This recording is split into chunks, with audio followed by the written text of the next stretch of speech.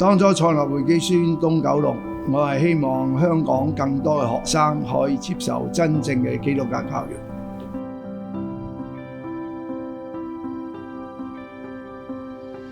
我希望學生學習獨立自主嘅能力，同埋與人相處嘅技巧，所以我決定係興建呢個宿舍同埋新翼大樓。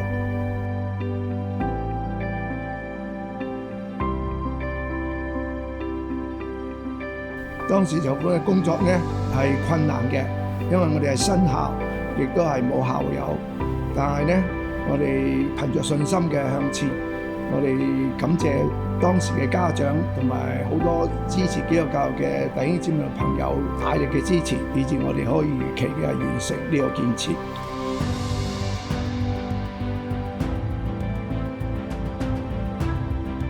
作為教育工作者，我常常問，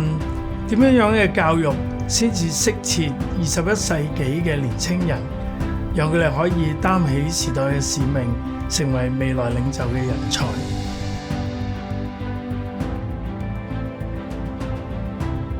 首先，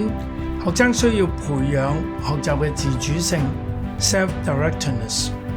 佢哋需要培養學習嘅習慣，同埋對新課題、新知識研習嘅能力。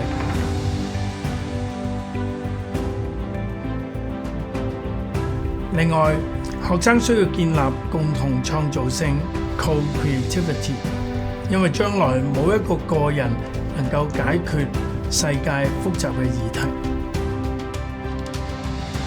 再者，學生需要具備全球視野 （global mindset）。喺全球一體化之下，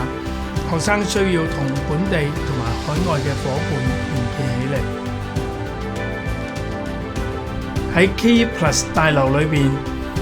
其中3層 Learning Hub 提供多元學習嘅空間，讓學生享受自主研習同埋探討嘅過程。至於宿舍設施，我哋希望學生透過一齊生活，培養共同創造性，亦都可以同世界各地嘅姊妹學校同學互相交流。希望大家透過捐款同埋禱告，支持 KE Plus 大樓嘅興建，讓會基書東九龍向前多行1里路。繼續為主來夢想。